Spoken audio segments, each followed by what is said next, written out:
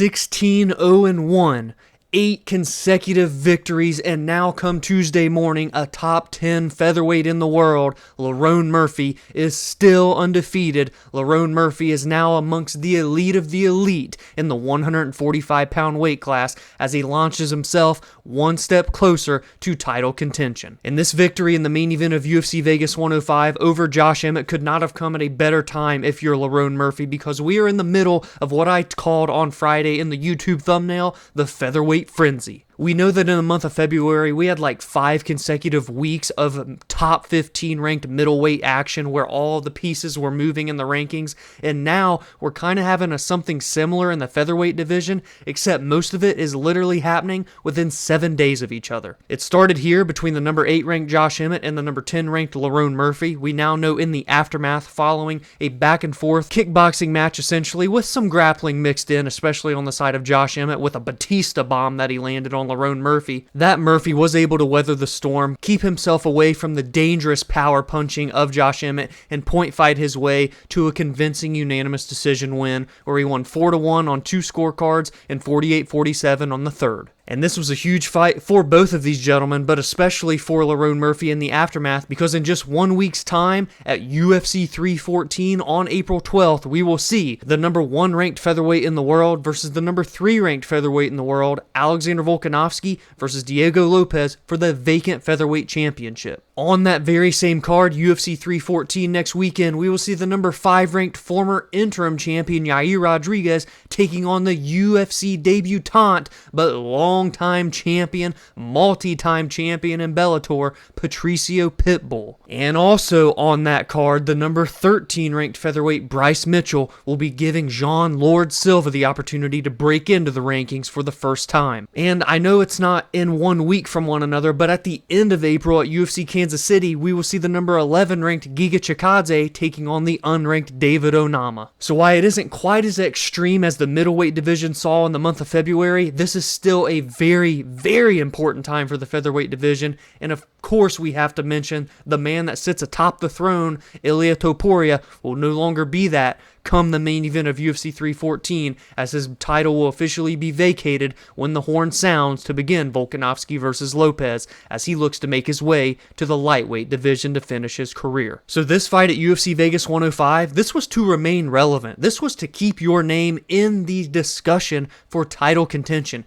in the discussion of who are the elite featherweights in the world, and that is what Lerone Murphy was able to prove once again en route to his 8th consecutive victory. And increasingly, fight by fight, he continues to evolve his skill sets little by little and step by step face harder competition. Nobody hits harder in this featherweight division in terms of one-shot KO power than Josh Emmett, and Lerone Murphy was able to avoid that power and get a victory over the course of 25 minutes, which we have seen him do time and time again. Some would say that's even the detriment of Lerone Murphy and why he isn't climbing a little bit higher, why he isn't in the mouths of more MMA fans, and that is because of his fight style and why 6 of his 8 UFC victories are by way of decision. But you can't take away the fact that he has showed that he belongs in the discussions of who is the best featherweight in the world, and he belongs in the discussions of who is in title contention after this victory against Josh Emmett. And quickly, for the 40-year-old Josh Emmett, I mean, he put up a fight against one of the best featherweights in the world, an undefeated featherweight at that,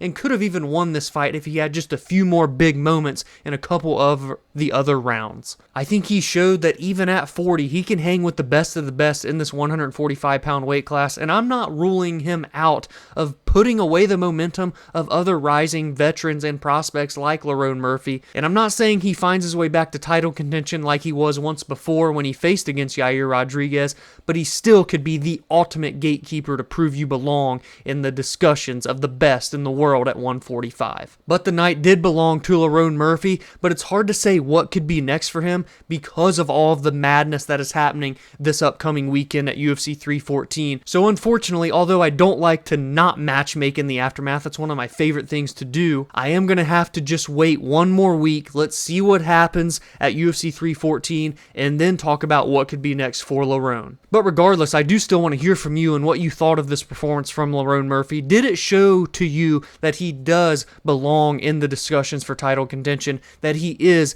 an elite level 145-pound fighter, or did you think Josh Emmett did enough to even get this victory and take away Lerone Murphy's perfect record? And if you feel confident enough to go ahead and matchmake before UFC 314, go ahead and give me your matchups in the comments down below. So now that we are done with the UFC Vegas 105 main event, let's talk about some of the other notable performances on the card before we head on out of here today. Although we didn't have ranked featherweights in the co-main event, we had two featherweights right on the cusp of the top 15, and I said on Friday that the winner of this probably did enough to face a top 15 featherweight in the aftermath, and the winner was Pat Sabatini, as he got the dominant unanimous decision win over Joanderson Brito in a victory, at least in which the style that he did it, I did not see coming. Pat has now won 3 of his last 4 fights. He's finished 14 out of 20 victories, and he's 34 years old, right in those prime years, right on the edge of those prime years. And I think after these victories, after beating someone as convincingly as he just did against Joanderson Brito, an ultra-dangerous opponent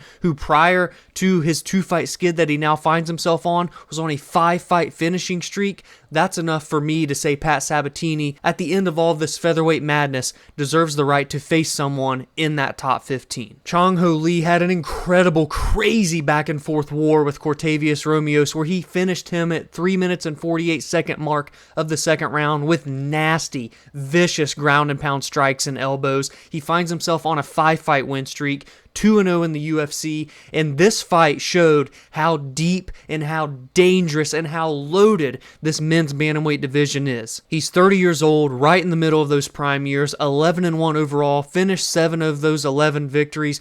Changho Lee out of South Korea, you all have a rising prospect in this weight class. Ode Osbourne, he snapped his 3-fight losing streak, he spoiled the debut of Luis Gurule, and he stole his perfect record away. And, well, let's just add on a 4th point. He did it with a nasty knockout in the second round after dropping the first round. But although he dropped that first round, he was always the quicker, more polished striker on the feet, but he did manage to find himself on the bottom and getting taken down by Luis in that first round. But he was able to keep the fight standing in round 2, keep at range with his long rangey strikes, and found the knockout blow. A huge win for Ode Osbourne, who coming into this weekend said he feels he is one of the dark horses of this flyweight division. And I've got to be honest, his record aside, he is a supremely talented individual who has top 15 level skills, if not higher, and I think we're going to see him get those tested in his next outing later this year. I thought it was crazy that heading into this fight, Dione Barbosa was a minus 1,000 favorite against Diane Belbita, but in the aftermath,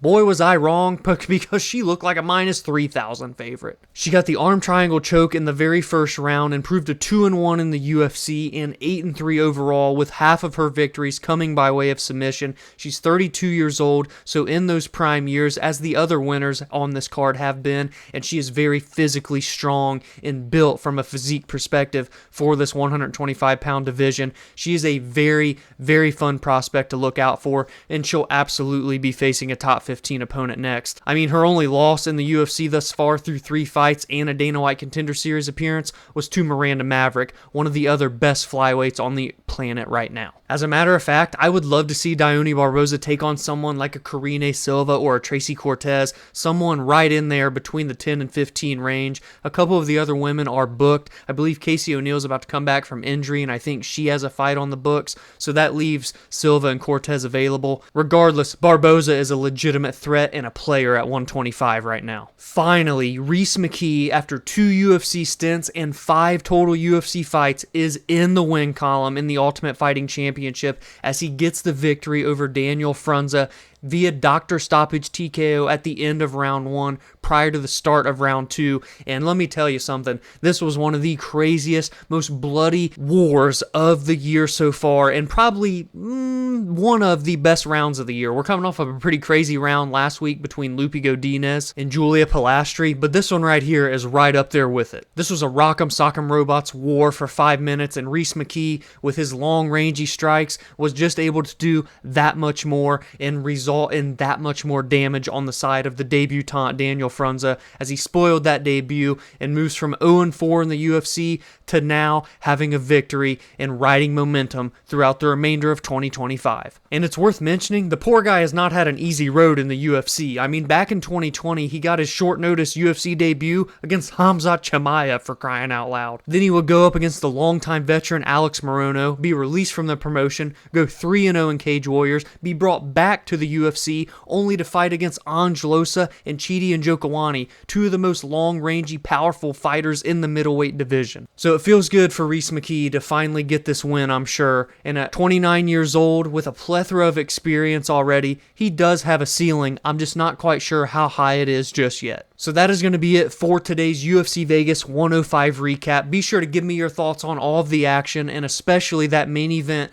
down in the comments below. What do you think is next for Lerone Murphy? What do you think is next for the 40-year-old Josh Emmett, the former interim title challenger? And are you like me and you just want to wait 7 more days to see the results from UFC 314 before you jump the gun? Or are you ready to matchmake already? Give me all your thoughts down below. If you enjoyed this recap, please be sure to drop a like and subscribe to the channel if you are new. Every single week, I recap the most meaningful results from every card. Heading into each weekend, I break down the biggest and best fights and talk about the storylines and what is at stake, and I give my thoughts and opinions on MMA news and fight announcements. You can also join the community on social media at Verbal Spar MMA on X, Instagram, and TikTok, and you can follow on your favorite audio listening platform where every Friday and Monday podcast episodes release there. Have a great week, and I will see you all in the next video.